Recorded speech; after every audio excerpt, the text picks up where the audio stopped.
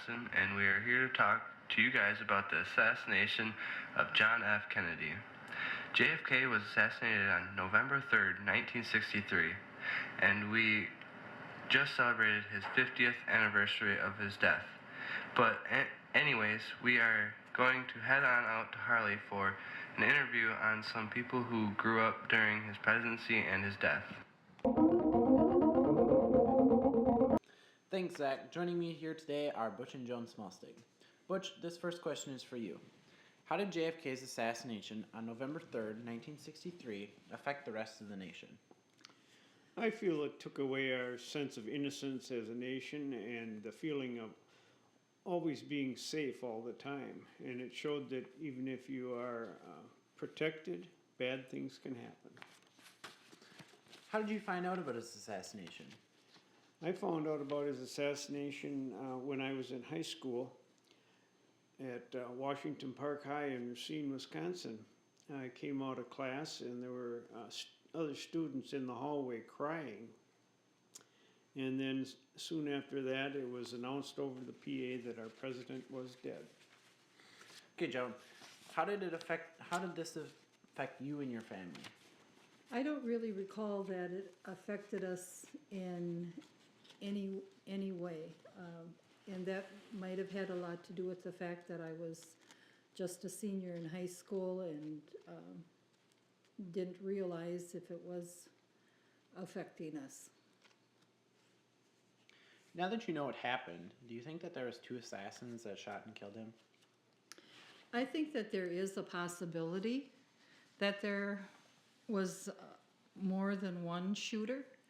I don't think that they have actually proven one way or the other if there was or not.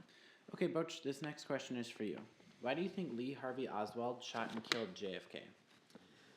I feel he shot President Kennedy because he did not like the policies of the government at the time and where the country was going. And I believe he felt that this was the way to change things. All right, well, I just want to thank you, both you and Joan, for taking the time to discuss this subject with me. And now I'm going to head it back to Zach for an interview with Mr. Nemeth, an English teacher at Memorial. Do you think that Lee Harvey Oswald was working for the CIA or the Mafia?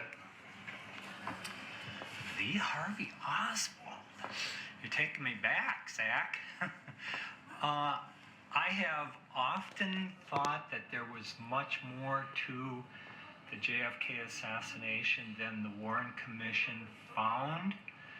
I do not know whether Oswald was working for anybody.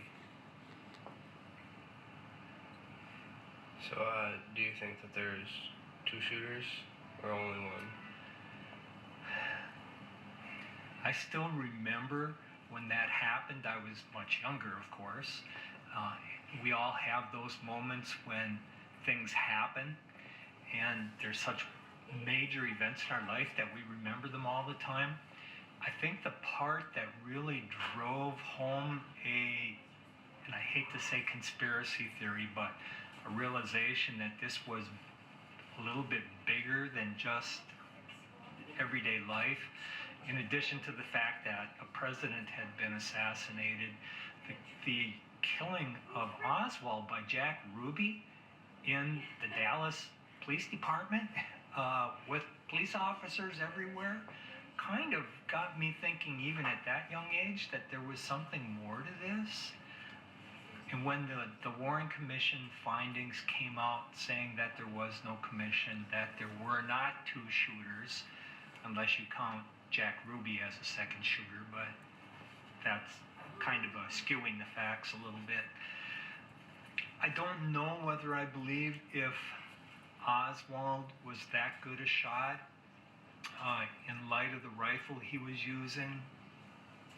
I think most of us, even today, with a good scope and a high-powered rifle, your average citizen would be hard-pressed to make that shot. So, how do you think JFK's assassination affected the rest of the nation? Oh, there was such a shock, such a sense that something horrible had happened at that time. And just when we were kind of starting to forget about it, 68, the assassination of Martin Luther King that spring, and then that fall in Los Angeles when Robert Kennedy was assassinated, I think that people in my generation have never really fully recovered from those shocks.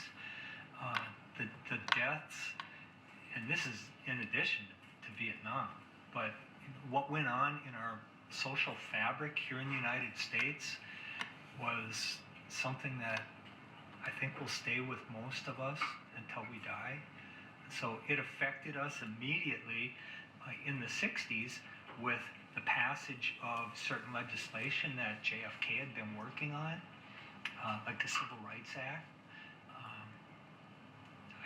Wasn't much of an LBJ fan, didn't really care for him all that much, but he did push through some of Kennedy's legislation. So I think that affected all of us and still affects us.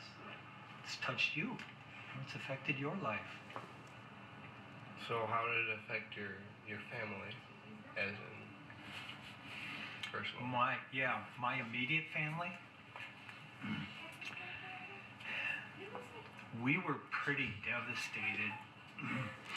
At that time, we had 2 television stations, and I remember my parents jumping back and forth from station to station when the news came on. There was no 24-hour news, no CNN. They were pretty shaken. I know we were all crying at one point or another. And I still remember being in our front yard. I was bouncing a soccer ball, kicking it around and heading a soccer ball. And my dad came to the door and yelled out, "Oswald's been shot." And I said, no, Dad, you got it wrong. Oswald shot Kennedy. And he said, "No, somebody shot Oswald." And he was so flipped out that he ran to the door and had to share this new knowledge, which was very unlike my father. And I don't think I ever saw him do anything like that since then. So it really affected my immediate family. I don't remember my siblings being a part of that because I was the oldest child. I guess I still am.